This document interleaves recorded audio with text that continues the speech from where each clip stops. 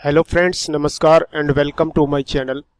दोस्तों, आज के इस वीडियो में हम जानेंगे life insurance corporation of India की तरफ से जारी किया गया एक कंपनी अपडेट, जिसमें बताया गया है कि कंपनी ने एक दूसरी कंपनी में अपनी शेयर होल्डिंग को लगभग 2% बढ़ा दिया है। तो आइए जानते हैं वो कंपनी कौन सी है, क्या उसका टेक्निकल और फंडामेंटल एनालिसिस क्या है। पूरी जानकारी इस वीडियो में दी जाएगी। कृपया वीडियो को लास्ट तक जरूर देखें। चैनल पर पहली बार विजिट किया तो चैनल को सब्सक्राइब कर लें ताकि ऐसी ही इन्फॉर्मेटिव वीडियो आपको मिलती रहे। तो आइए जानते हैं क्या है कंपनी अपडेट। LIC ने जारी किया है और ये सूचित किया है बॉम्बे स्टॉक एक्सचेंज को और साथ में नेशनल स्टॉक एक्सचेंज को ये मैसेज दिया है LIC ने कि उन्होंने एक कंपनी में अपनी शेयर होल्डिंग जो पहले 4,79,66,302 शेयर्स इस कंपनी के होल्ड करते थे, अब इन्होंने बढ़ाकर कितना कर दिया है, ये 6,72,40,527 कर दिए हैं। यानी कि लगभग 2 लाख के आसपास 2 करोड़ के आसपास शेयर्स इन्होंने खरीदे हैं। तो इनकी पहले शेयर होल्डिंग कितनी थी? 5.001% टोटल इनकी होल्डिंग थी, जो अभी बढ़कर हो गई है 7.010। तो आइए जानते हैं कि वो कौन सी कंपनी है। कंपनी के बारे में बताया गया, name of the target entity, details in brief such as size, turnover. तो कंपनी का नाम है दोस्तों एशियन पेंट और इसका मार्केट कैप है 2,30,000 करोड़, लगभग 2.25 लाख करोड़ का इसका मार्केट कैप है, लार्ज कैप है। और केमिकल सेक्टर की, पेंट और होम डेकर सेक्टर की सबसे बड़ी कंपनी है, इंडिया की सबसे बड़ी कंपनी। इस सेक्टर में इसके आसपास कोई दूसरी कंपनी ठहरती भी नहीं है, यानी अपने सेक्टर की एक लीडर कंपनी है।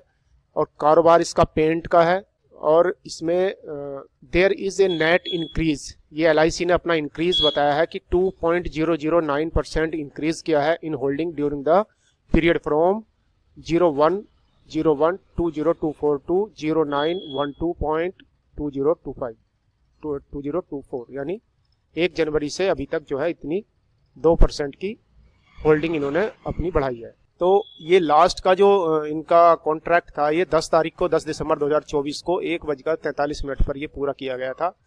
ओपन मार्केट में परचेज किया गया था और इनकी होल्डिंग जो है 5.001% से 7.010% हो गई है। नेट इंक्रीज बताया गया 2.009 ड्यूरिंग द पीरियड फ्रॉम 1 तारीख से और अभी तक, जिसमें इनकी जो अब एवरेज कॉस्ट है, इन्होंने कुछ और महंगे खरीदे होंगे और अभी तो काफी सस्ता है।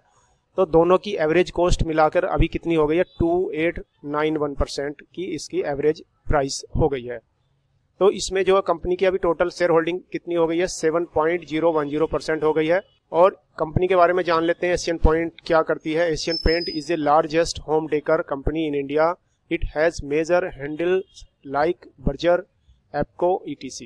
Under its umbrella the company is into wall paint, wall covering, waterproofing, textile painting, wall stickers और mechanised tools, adhesive, modular kitchens, sanitary ware, lightning, soft furnishing and UPVC windows. तो ये कंपनी का मेन बिजनेस है दोस्तों। अब इसके साथ साथ जान लेते हैं कि ये कहाँ पर इन्होंने मैसेज दिया था। बॉम्बे स्टॉक एक्सचेंज की वेबसाइट है जहाँ पर कंपनी ने, LIC ने यहाँ पर ये अपडेट दिया था सबसे ऊपर ही, और ये इसी को डाउनलोड करके मैंने आपको बताया है। तो अब कंपनी का थोड़ा सा ओवरव्यू देख लेते हैं कि कैसी कंपनी कैसा परफॉर्म कर रही है। कंपनी का आज का मार्केट प्राइस क्या है? 2415 रुपया। और LIC का जैसे मैंने बताया, उनका एवरेज प्राइस अभी भी 2800 के ऊपर है, यानी काफ़ी महंगे में इन्होंने खरीदा था और अभी और बाई करने के बाद ये एक एवरेज कॉस्ट इन्होंने बना लिया है। तो दोस्तों, कंपनी LIC ने काफ़ी जो भी रिसर्च किया होगा कंपनी के बारे में, क्या जाना है ये तो वही जानते हैं, लेकिन फिर भी हम अपने लेवल पर देख लेते हैं। कंपनी का ये चार्ट है दोस्तों, एक दिन का।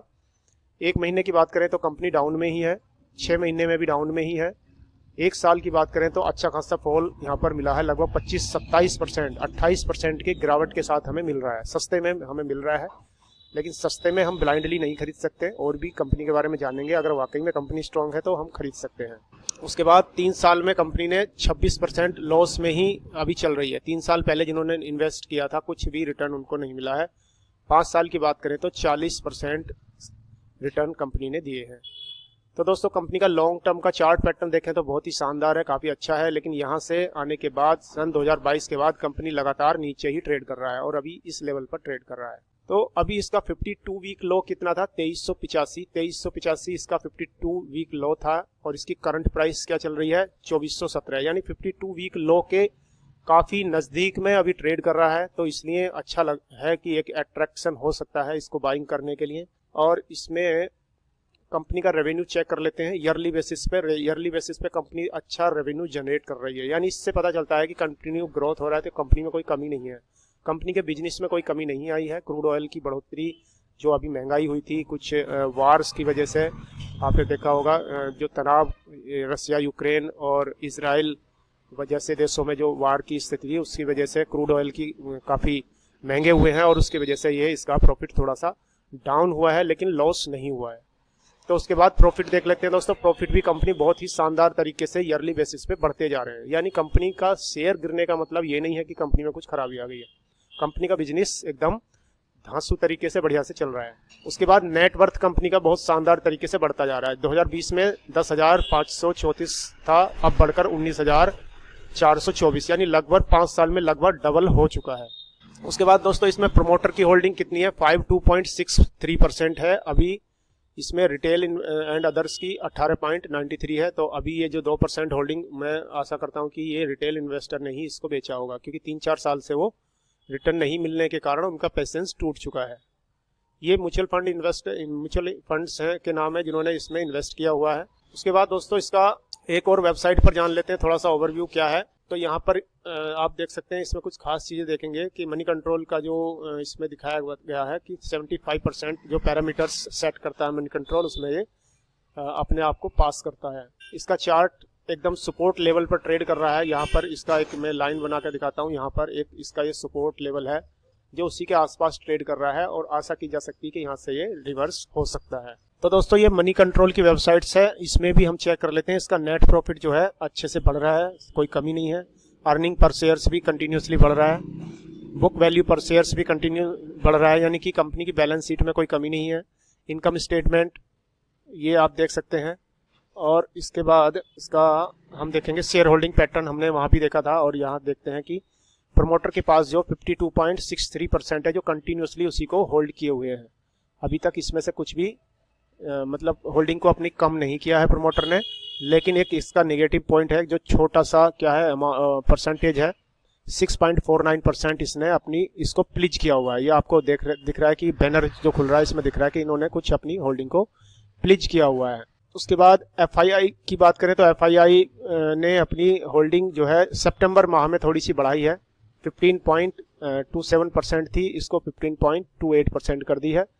डोमेस्टिक इंस्टीट्यूशनल इन्वेस्टर्स तो कंटिन्यूसली अपनी होल्डिंग को बढ़ा रहे हैं, जो जून के महीने में 12.36 था, अभी 13.16 हो गया है। पब्लिक भी अपने अच्छी होल्डिंग कंटिन्यूसली मेंटेन कर रहे हैं और अदर्स के पास इसकी जो होल्डिंग थोड़ी सी है उसको भी वो अच्छे से मेंटेन किए हुए हैं। तो दोस्तों आज के वीडियो में इतना ही। आशा करता हूँ ये वीडियो आपको पसंद आया होगा। अगर पसंद आया तो वीडियो को लाइक और शेयर करें। चैनल पर पहली बार विजिट किया तो चैनल को सब्सक्राइब करें। धन्यवाद। Thanks for